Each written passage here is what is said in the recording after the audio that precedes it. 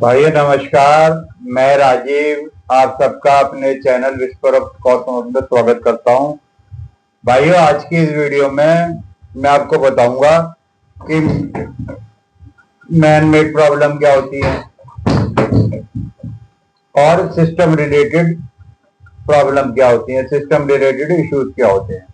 मित्रों, मैंने आपको अपनी पिछली एक वीडियो में यह बताया था कि हमारे जैसे देश में जो विकासशील देश हैं वहां सरकारों के पास दो तरीके के कार्य होते हैं।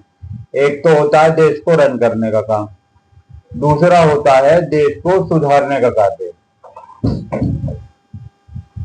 और जबकि विकसित देशों में सरकारों के पास एक कार्य होता है, वो है केवल देश को रन करने का, क्योंकि उन्होंने अपना सिस्टम सही कर लिया। उनका सिस्टम हमारी तुलना में बेहतर है, मजबूत है। अब देखिए मित्रों, सिस्टम रिलेटेड इशू क्या होता है। वे कार्य जो सिस्टम के खराब होने के कारण, अर्थात जैसे इंफ्रास्ट्रक्चर खराब है, सेवाएं खराब हैं, उत्पाद खराब हैं, या सेवा उत्पाद में कोई कमी है, ट्रेनिंग और एजुकेशन की कमी है, रेगुलेशन की कमी है, उन सब कमियों के कारण जो समस्या उत्पन्न होती है, जैसे यहाँ पे पुअर सैलरी है, पुअर बिजनेस प्रॉफिट है, तो इनके कारण जो भी समस्या उत्पन्न होती है उनको हम सिस्टम रिलेटेड इशू बोलते हैं, सिस्टम रिलेटेड प्रॉब्लम बोलते हैं। अब दूसरा पॉइंट है मैन मेड प्रॉब्लम, मानवीय त्रुटि के कारण आई हुई समस्याएं। मानवीय गलती और लापरवाही से उत्पन्न हुई समस्याओं को मैन मेड प्रॉब्लम कहते हैं। अब इन दोनों ही बातों को मैं आपको एक उदाहरण से समझाने की कोशिश करता हूं। मित्रों, भारत में जो हमारा ट्रैफिक का इंफ्रास्ट्रक्चर है, अच्छा, तो वो इतना मजबूत नहीं है, इतना अच्छा नहीं है तुलनात्मक, अगर विकसित देशों से तुलना की जाए। और उससे संबंधित सेवाएं और उत्पादों में भी एक्यूरेसी की प्रॉब्लम है, तो जिसके कारण हमारे यहाँ जो एक्सीडेंट है वो उन देशों से ज्यादा होते हैं जिन देशों का सिस्टम बेहतर है, जिन देशों का ट्रैफिक का इंफ्रास्ट्रक्चर बेहतर है। तो अब यहाँ पर जो हमारे रोड एक्सीडेंट बढ़ रहे हैं वो सिस्टम की खराबी के कारण बढ़ रहे हैं, और इसे कहते हैं कि सिस्टम की कमी के कारण उत्पन्न हुई समस्या। और मित्रों, इसके विपरीत अगर किसी विकसित देशों में जहां पे ट्रैफिक का इंफ्रास्ट्रक्चर बहुत उच्च कोटि का है और वहां पर उत्पाद और सेवाएं अच्छी हैं, तो वहां पर अगर एक एक्सीडेंट होता है तो वो मानवीय गलतियों के कारण, मानवीय त्रुटि के कारण, लापरवाही के कारण, यानी जो रोड पे ड्राइवर गाड़ी चला रहा है उससे कहीं गलती हो गई, त्रुटि हो गई, तो इन छोटे छोटे कारणों से वहां पे समस्या उत्पन्न होती है। और इसका दूसरा उदाहरण समझो, माना एक देश है जहां पर पार्किंग का इंफ्रास्ट्रक्चर अच्छा नहीं है, और ऐसी स्थिति में वहां दो लोगों का झगड़ा हो जाता है,